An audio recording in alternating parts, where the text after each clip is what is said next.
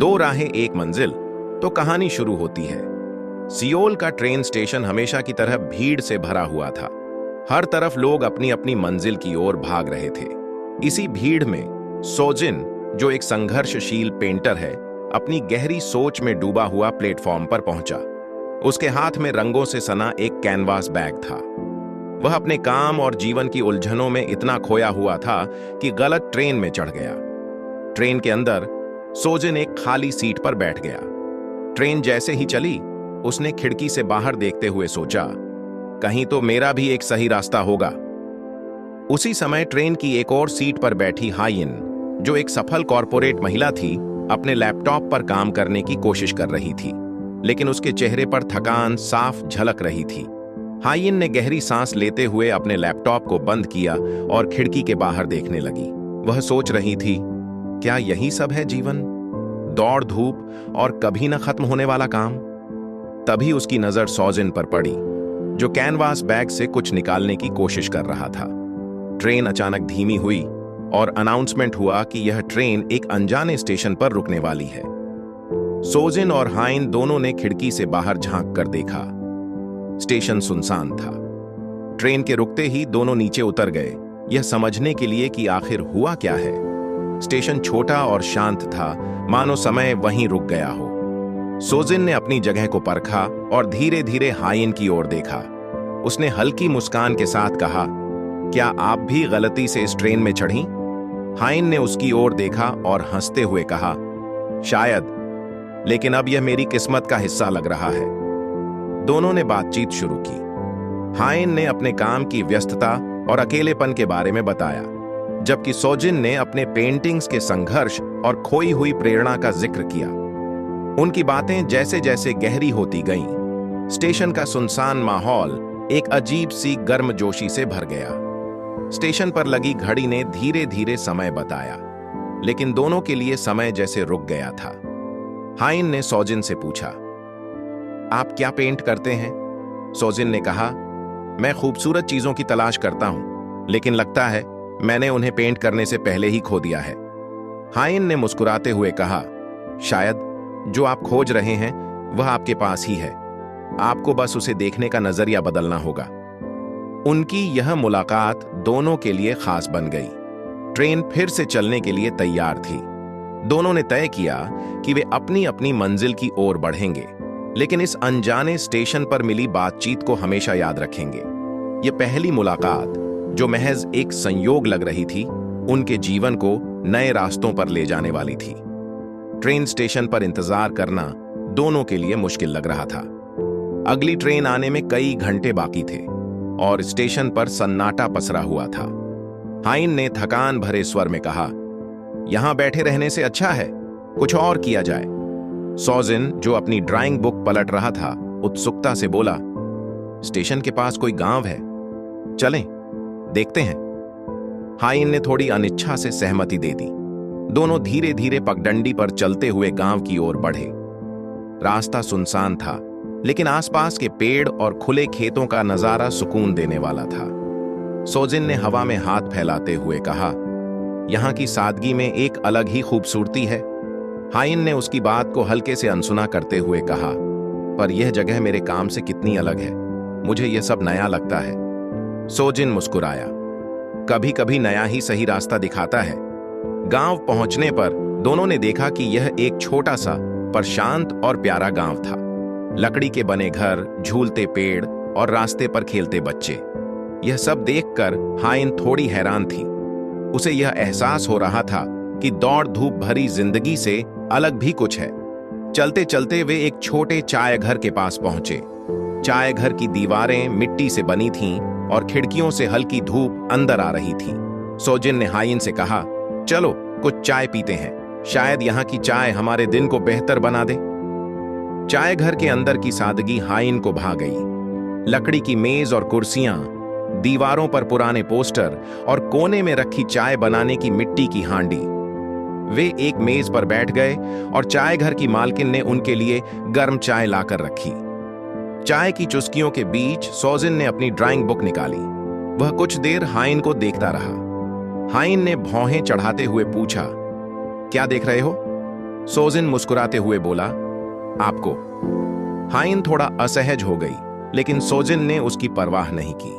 उसने चुपचाप अपना पेंसिल उठाया और स्केच बनाने लगा। हाइन ने कहा, तुम मुझ पर क्या कर रहे हो?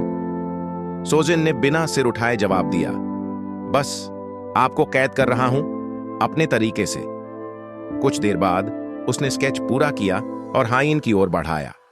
स्केच में उसकी गहरी आंखें और हल्की मुस्कान साफ झलक रही थीं। हाइन ने पहली बार किसी और की नजर से खुद को देखा। उसने कहा, यह सच में सुंदर है। शायद मैं अपने बारे में इतना बुरा सोचती हूं जितना कि होना नहीं चाहिए।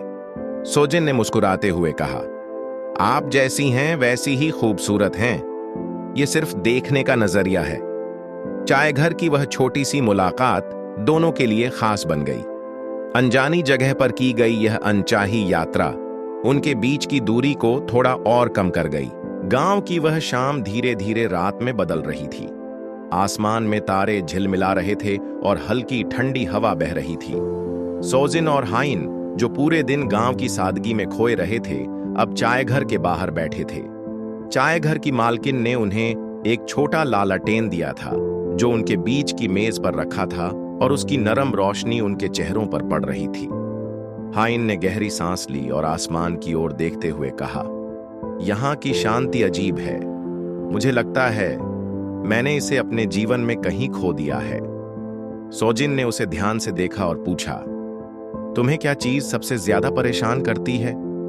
हाइन ने थोड़ा रुकते हुए जवाब दिया, मेरा काम। सब लोग सोचते हैं कि मैं सफल हूं, लेकिन मुझे नहीं पता कि मैं खुद से खुश हूं या नहीं। मैं दिन रात काम करती हूं, लेकिन कभी कभी ऐसा लगता है कि मैं अपने जीवन को जी नहीं रही, बस इसे निभा रही हूं। उसकी आवाज में एक अजीब सी उदासी थी। सोजिन ने गंभीरता से उसकी बात सुनी और कहा, शायद तुम्हें एक नई शुरुआत की जरूरत है। अपनी राह खुद बनाओ। अगर जो कर रही हो वह तुम्हें खुशी नहीं देता, तो उसे बदलने में क्या हर्ज है? हाइन ने उसे थोड़ी हैरानी से देखा। क्या यह इतना आसान है? क्या सब कुछ पीछे छोड़कर आगे बढ़ पाना संभव है? सोजिन ने हल्की मुस्कान के साथ कहा, आसान नहीं है, लेकिन नामुमकिन भी नहीं।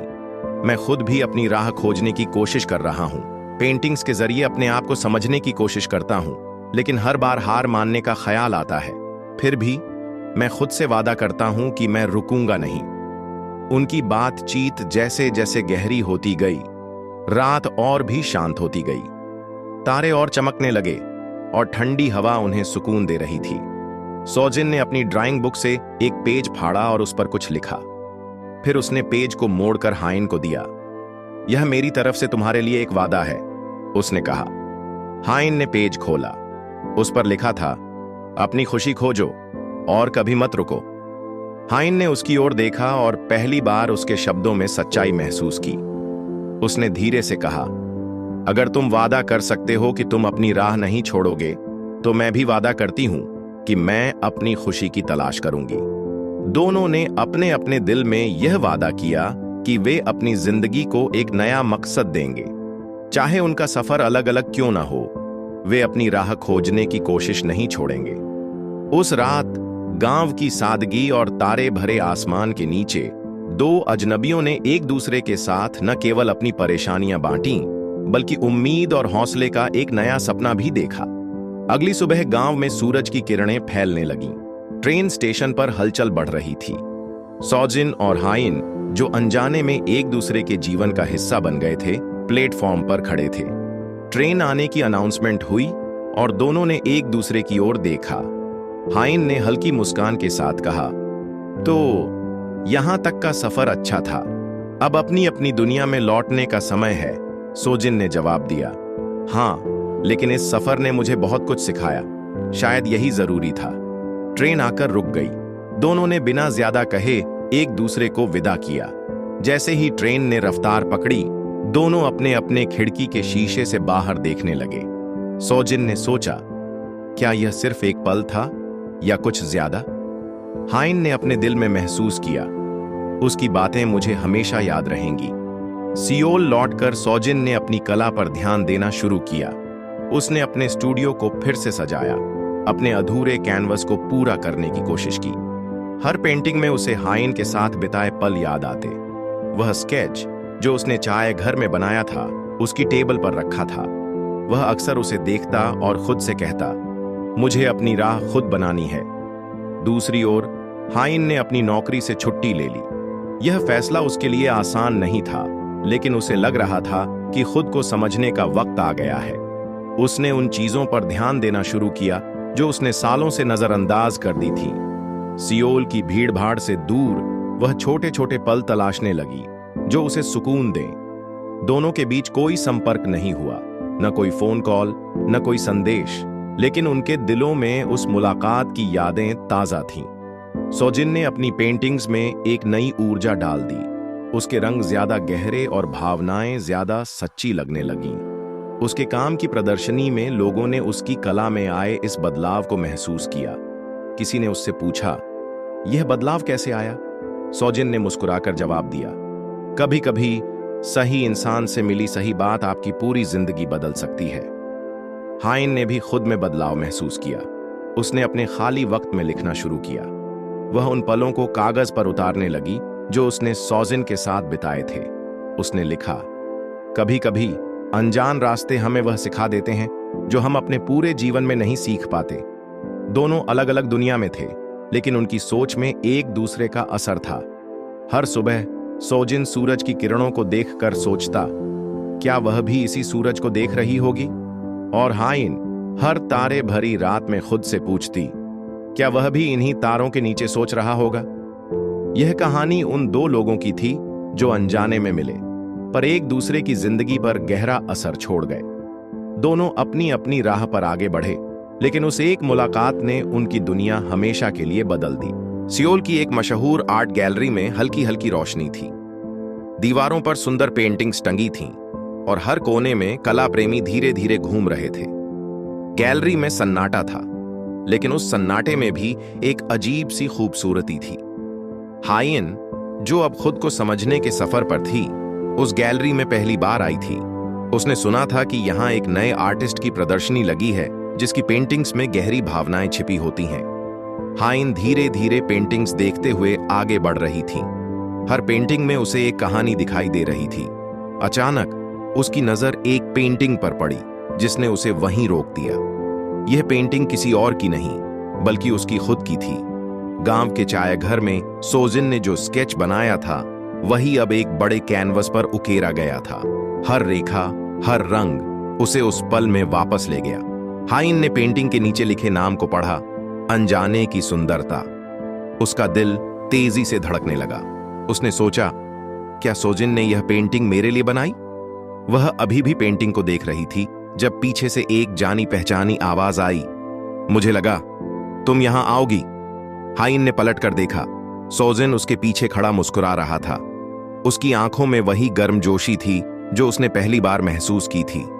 हाइन ने हैरानी और खुशी से कहा, यह पेंटिंग, ये वही स्केच है जो तुमने गांव में बनाया था? सोजिन ने धीरे से सिर हिलाया। हां, लेकिन इसे पूरा करना मेरे लिए आसान नहीं था। मुझे इसे बनाते हुए हर बार तुम्हारी बातें याद आती थीं। यह पेंटिंग सिर्फ एक चेहरा नहीं है, यह वह एहसास है जो मुझे उस दिन मिला था। हाइन के चेहरे पर हल्की मुस्कान आई। मैंने सोचा नहीं था कि मैं तुम्हें यहां देखूंगी, सोजिन ने मजाकिया लहजे में कहा। मैंने सोचा था, लेकिन फिर भी थोड़ा डर था। अगर तुम नहीं आती तो। दोनों ने एक पल के लिए खामोशी में एक दूसरे को देखा। फिर हाइन ने कहा, यह पेंटिंग सिर्फ मेरी तस्वीर नहीं है, यह मेरी उस पहचान की याद दिलाती है जो मैंने खो दी थी। तुम्हारी बातें, तुम्हारा वादा, उन्होंने मुझे बदल दिया। सोजिन ने मुस्कुराकर कहा, और तुम्हारी मौजूदगी ने मुझे भी बदल दिया। शायद हम दोनों को उस दिन मिलना ही था। उस गैलरी के कोने में दोनों के बीच फिर से वह जुड़ाव महसूस हुआ जो उन्हें अनजाने स्टेशन पर हुआ था। लेकिन इस बार यह जुड़ाव सिर्फ यादों का नहीं था, यह एक नए सफर की शुरुआत थी। सोजिन ने धीरे से पूछा, क्या इस बार तुम मेरी जिंदगी का हिस्सा बनने के लिए तैयार हो? हाइन ने जवाब दिया, शायद इस बार मैं सच में अपनी राह तलाशने के लिए तैयार हूं। गैलरी की वह शाम उन दोनों के लिए एक नई कहानी का पहला पन्ना बन गई। हाइन ने अपनी नौकरी छोड़ने के बाद एक नई राह चुनी थी। उसे लगा था कि अब वक्त आ गया है कि वह अपनी अंदरूनी आवाज सुने। उसने लिखना शुरू किया, अपने अनुभव, अपनी भावनाएं और वह सब कुछ जो उसने गांव में महसूस किया था। उसकी किताब का हर पन्ना उस मुलाकात और सोजिन से जुड़ी यादों से भरा था। उसके शब्द उसकी भावनाओं को उजागर करते थे। उसने लिखा, कभी कभी हम किसी से मिलते हैं जो हमें खुद से ज्यादा समझता है। वह मुलाकात छोटी होती है, लेकिन उसका असर पूरी जिंदगी रहता है। दूसरी ओर सोजिन अपनी कला में पूरी तरह डूबा हुआ था, लेकिन हाइन से उसकी मुलाकात ने उसके काम में एक अलग ऊर्जा भर दी थी। उसकी हर पेंटिंग में भावनाओं की गहराई झलकती थी। एक दिन सोजिन ने हाइन को फोन किया। मैं एक नए आर्ट प्रोजेक्ट पर काम कर रहा हूं, उसने कहा। यह गांव की सादगी और जीवन की गहराई को लेकर है। क्या तुम मेरे साथ काम करोगी? हाइन ने कुछ पल सोचा। यह प्रस्ताव उसके लिए नया और चुनौतीपूर्ण था। उसने हल्की मुस्कान के साथ जवाब दिया, हां, मैं साथ काम करना चाहूंगी। प्रोजेक्ट पर काम करते हुए दोनों ने काफी समय साथ बिताया। वे गांव के उन पलों को फिर से जीने की कोशिश कर रहे थे जो उनके लिए खास थे। सोजिन अपनी पेंटिंग्स के जरिए उन पलों को उकेरता और हाइन अपने शब्दों से उन्हें जीवंत बनाती। लेकिन उनके बीच एक खामोशी थी। दोनों को महसूस होता कि उनके रिश्ते में कुछ ऐसा है जो अनकहा है। जब वे साथ होते तो हवा में एक अजीब सा सुकून होता, लेकिन साथ ही एक हल्का तनाव भी। एक दिन सोजिन ने हाइन से पूछा, तुम्हारी किताब कैसी चल रही है? हाइन ने मुस्कुराते हुए कहा, अच्छी, लेकिन इसे लिखते वक्त मुझे एहसास हुआ कि कुछ कहानियां अधूरी रहनी चाहिए। शायद वे अधूरी ही ज्यादा खूबसूरत लगती हैं। सोजिन ने उसकी ओर देखा। वह समझ गया कि हाइन किस बारे में बात कर रही थी। उसने धीमे से कहा, शायद हम भी उन कहानियों में से एक हैं। हाइन ने जवाब दिया, शायद, लेकिन यह अधूरी कहानी भी मेरे लिए बहुत मायने रखती है। उन दोनों के बीच जो आकर्षण था उसे उन्होंने कभी नाम नहीं दिया। वे जानते थे कि उनके रास्ते अलग थे, लेकिन उनकी भावनाएं उन्हें जोड़ती थीं। प्रोजेक्ट पूरा होने के बाद दोनों ने एक दूसरे को अलविदा कहा, लेकिन इस बार उनके अलविदा में कोई दुख नहीं था।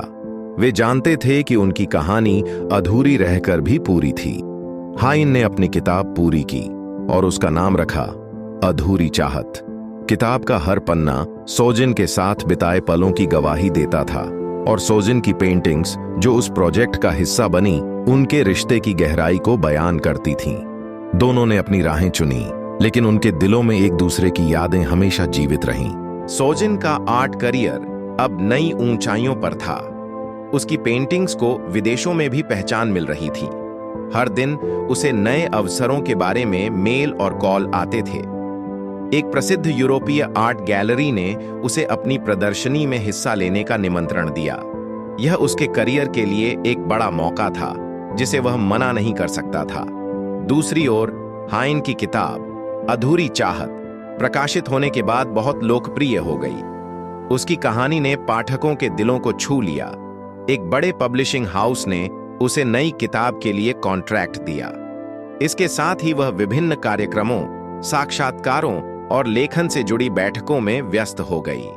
सोजिन और हाइन के बीच अब समय कम हो गया था। वे कभी कभी फोन पर बात करते, लेकिन उनकी बातचीत छोटी और औपचारिक होती जा रही थी। दोनों के बीच एक अनकही दूरी महसूस होने लगी थी। एक शाम सोजिन ने हाइन को फोन किया। मैं यूरोप जा रहा हूं, उसने धीरे से कहा। हाइन ने कुछ पल चुप रहकर जवाब दिया, यह तो बहुत बड़ी खबर है। मैं खुश हूं तुम्हारे लिए। सोजिन ने उसकी आवाज में छिपी उदासी को महसूस किया। यह मेरे लिए जरूरी है, लेकिन मैं जानता हूं कि इससे हम और दूर हो जाएंगे। हाइन ने हल्की मुस्कान के साथ कहा, शायद यह दूरी हमारी किस्मत में है, लेकिन मैंने तुमसे जो सीखा है वह हमेशा मेरे साथ रहेगा। सोजिन ने भी महसूस किया कि उनके रिश्ते में जो खास था वह उनके दिलों में हमेशा रहेगा, चाहे वे कितनी भी दूर क्यों ना हों। उसने कहा, तुम्हारी किताब ने मुझे बहुत कुछ सिखाया। यह अधूरी चाहत शायद हमारी कहानी का सबसे खूबसूरत हिस्सा है। दोनों ने एक दूसरे को शुभकामनाएं दी। उनके दिल भारी थे, लेकिन उन्होंने अपनी भावनाओं को शब्दों में बांधने की कोशिश नहीं की। सोजिन अपनी तैयारी में लग गया। वह अपने सामान को पैक करते हुए उन पलों को याद करता रहा जो उसने हाइन के साथ बिताए थे। उसकी ड्राइंग बुक में अभी भी वह स्केच था जो उसने गांव में बनाया था। उसने उसे अपने साथ रखने का फैसला किया। हाइन ने भी अपनी व्यस्त जिंदगी में सौजिन की यादों को जगह दी। जब भी उसे खाली समय मिलता, वह गांव की उन शामों को याद करती जो उन्होंने साथ बिताई थी। उनकी राहें अब अलग थीं, लेकिन उनकी यादें उनके दिलों में जीवित थीं। कभी कभी वे आसमान की ओर देखते और सोचते, क्या वह भी अभी यही सोच रही होगी। इस बार उनका अलविदा स्थायी था, लेकिन उनके बीच जो जुड़ाव था वह कभी खत्म नहीं हुआ। दोनों ने अपनी अपनी जिंदगी की राह चुनी, लेकिन उनके दिलों में एक दूसरे के लिए एक कोना हमेशा महफूज रहा। गांव वही था, वैसा ही शांत और सरल। पहाड़ियों से घिरे उस छोटे से पुल के पास ठंडी हवा बह रही थी। सोजिन पहले ही वहां पहुंच चुका था। उसके हाथ में उसकी वही ड्राइंग बुक थी जिसमें हाइन का पहला स्केच था।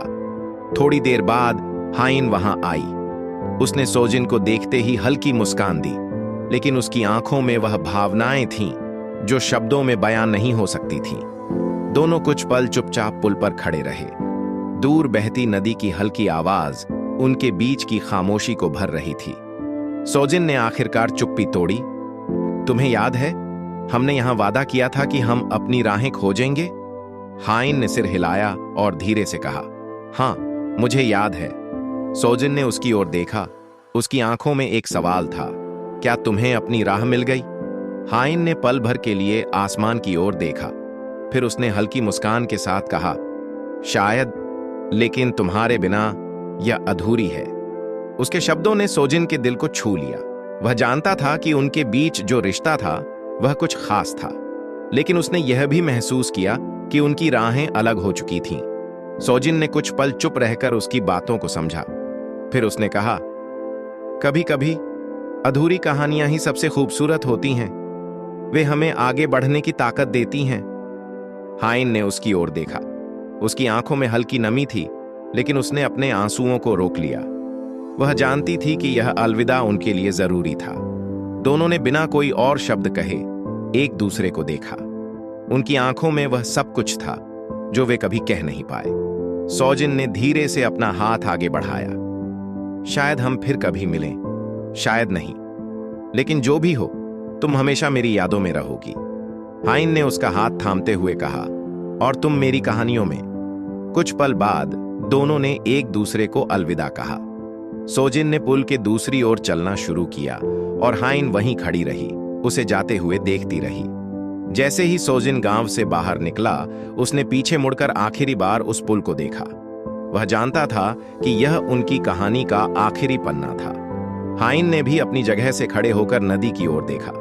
वह जानती थी कि सोजिन अब उसकी जिंदगी का हिस्सा नहीं रहेगा, लेकिन उसकी यादें हमेशा उसके साथ होंगी। उस दिन उस छोटे से गांव में दो दिलों ने अपनी अधूरी कहानी को पूरा किया। बिना कोई शब्द कहे, बिना किसी शिकायत के उन्होंने अपनी राहें चुन लीं। लेकिन उनके दिलों में एक दूसरे के लिए जो जगह थी वह कभी नहीं बदलेगी। साल बीत गए, वक्त ने अपनी चाल चली, लेकिन कुछ यादें हमेशा के लिए दिलों में बस जाती हैं। हाइन और सोजिन ने अपनी अपनी राहें पकड़ ली थीं और दोनों अपने अपने क्षेत्रों में सफल हो गए थे। हाइन की किताब अधूरी चाहत प्रकाशित हुई। किताब ने पाठकों के दिलों को छू लिया और बेस्ट सेलर बन गई। किताब के पहले पन्ने पर एक समर्पण था, उनके लिए जिनसे मैंने प्यार करना सीखा। सोजिन, तुम्हारी प्रेरणा ने मेरी अधूरी कहानी को पूरा किया। ये शब्द साधारण लग सकते थे, लेकिन उनके पीछे गहराई थी। हाइन जानती थी कि सोजिन को यह किताब पढ़ने का मौका मिलेगा। यह उसका तरीका था यह बताने का कि वह उसे कभी नहीं भूली। दूसरी ओर सोजिन यूरोप में बस चुका था। उसकी पेंटिंग्स ने वैश्विक पहचान हासिल की। हर प्रदर्शनी में उसकी कला को देखने के लिए लोग बड़ी संख्या में आते थे, लेकिन उसकी हर पेंटिंग में एक खास बात थी। हर तस्वीर के किसी कोने में एक नाम लिखा होता था, हाइन। यह नाम शायद दूसरों के लिए एक पहेली था, लेकिन सोजिन के लिए यह उसका सच था। वह जानता था कि उसकी प्रेरणा और उसकी कला की आत्मा हाइन ही थी। हाइन ने एक इंटरव्यू में कहा था, कुछ कहानियां अधूरी रहकर भी पूरी लगती हैं। उनका अधूरापन ही उनकी खूबसूरती है। मेरी कहानी भी वैसी ही है। जब सोजिन ने यह इंटरव्यू पढ़ा तो उसकी आंखों में हल्की नमी आ गई। उसने महसूस किया कि हाइन अब भी उस कहानी को दिल से संभाले हुए थी। दोनों ने कभी एक दूसरे से संपर्क नहीं किया। उनकी जिंदगी अलग अलग दिशाओं में बढ़ चुकी थी, लेकिन उनके दिलों के एक कोने में वह अधूरी कहानी हमेशा जिंदा रही। एक दिन सोजिन की एक पेंटिंग की प्रदर्शनी में हाइन की किताब रखी हुई थी। किताब को देखकर कई लोग उसकी गहराई की तारीफ कर रहे थे। सोजिन ने हल्की मुस्कान के साथ कहा, यह किताब मेरे दिल के सबसे करीब है। दूसरी ओर हाइन की किताब की एक फोटोशूट में सोजिन की पेंटिंग की झलक थी। किसी ने उससे पूछा, यह पेंटिंग आपकी किताब का हिस्सा क्यों है? हाइन ने मुस्कुराकर कहा, क्योंकि यह मेरी कहानी का हिस्सा है। उनके शब्दों और उनकी कला के जरिए दोनों ने अपने प्यार को हमेशा के लिए अमर बना दिया। वे भले ही अलग हो गए थे, लेकिन उनकी आत्माएं कभी अलग नहीं हुईं। अधूरा प्यार उनका सच था और वह सच उनकी सफलता और उनकी यादों में हमेशा जिंदा रहा। साल गुजरते गए, लेकिन हाइन और सोजिन की कहानी उन लोगों के लिए एक मिसाल बन गई जो प्यार को उसकी सच्ची भावना में समझते थे। किसी ने उन्हें कभी साथ नहीं देखा था, लेकिन उनकी किताबों, पेंटिंग्स और शब्दों में एक ऐसा जुड़ाव था जो उनके दिलों की गहराई को बयां करता था। हाइन ने अपनी जिंदगी को किताबों के जरिए संवार लिया था। हर बार जब वह एक नई कहानी लिखती, उसमें कहीं ना कहीं सोजिन की छवि झलकती थी। उसकी कहानियों में वह गांव, वह पुल और वह अधूरी बातें अक्सर सामने आती। पाठक इन कहानियों से जुड़ते और कहते, यह कहानी सिर्फ कल्पना नहीं हो सकती, इसमें भावनाओं की सच्चाई है। दूसरी तरफ सोजिन अपने आर्ट करियर में पूरी तरह रम चुका था। हर पेंटिंग में उसकी भावनाएं बसी होती और हर प्रदर्शनी में लोग उसकी कला की गहराई को सराहते। लेकिन जो उसे जानते थे वे समझते थे कि उसकी हर रचना में एक अदृश्य नाम छिपा है, हाइन। दोनों की कहानियां अलग अलग दुनिया में गूंजी, लेकिन जब भी उनका जिक्र होता, लोगों को लगता कि वे एक दूसरे के बिना अधूरे नहीं थे। उनकी अधूरी कहानी ने साबित किया कि प्यार सिर्फ साथ रहने का नाम नहीं है, यह एक भावना है जो दूरी और समय की सीमाओं से परे होती है। एक पत्रकार ने एक बार हाइन से पूछा, क्या आपको कभी अपनी कहानी अधूरी लगती है? हाइन ने मुस्कुराकर जवाब दिया, कभी कभी अधूरी कहानियां ही पूरी लगती हैं। सोजिन ने मुझे वह प्रेरणा दी जिससे मेरी कहानियां जन्म लेती हैं। हमारा प्यार भले ही अधूरा है, लेकिन हमारी यादें हमेशा पूरी हैं। इसी तरह सोजिन से एक इंटरव्यू के दौरान पूछा गया, आपकी पेंटिंग्स में हर बार एक नाम क्यों आता है? क्या वह आपकी प्रेरणा है? सोजिन ने धीरे से कहा, कुछ रिश्ते शब्दों से परे होते हैं। वह नाम मेरी आत्मा का हिस्सा है। वह मुझे हर बार एक नई रचना करने का कारण देता है। वे दोनों अलग अलग जगहों पर थे, अपनी अपनी जिंदगी में व्यस्त, लेकिन उनकी यादें उनके दिलों में जिंदा थीं।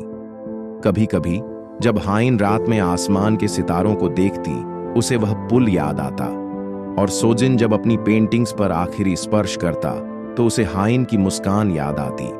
उनकी कहानी ने उन लोगों को प्रेरणा दी जो अपने प्यार को खो चुके थे। यह सिखाया कि प्यार का मतलब हमेशा साथ होना नहीं है। प्यार वह भावना है जो दिलों में हमेशा जिंदा रहती है, चाहे राहें अलग क्यों ना हो। आज भी जब लोग हाइन की किताब पढ़ते हैं या सोजिन की पेंटिंग्स देखते हैं, तो उन्हें महसूस होता है कि यह सिर्फ कला नहीं है, ये दो आत्माओं का संगम है जो अलग होकर भी हमेशा जुड़े रहे। उनकी कहानी अधूरी थी, लेकिन उसमें एक गहराई थी जो लोगों के दिलों में हमेशा जिंदा रहेगी। उनकी यादें और उनके जीवन ने साबित किया कि प्यार को हमेशा एक नाम, परिभाषा या साथ की जरूरत नहीं होती। प्यार वह होता है जो हर पल हमारे साथ रहता है, चाहे दुनिया कुछ भी कहे। आपको कहानी कैसी लगी? कमेंट में जरूर बताना। इसी तरह की प्यार भरी स्टोरी देखने के लिए वीडियो को लाइक और चैनल को सब्सक्राइब करें।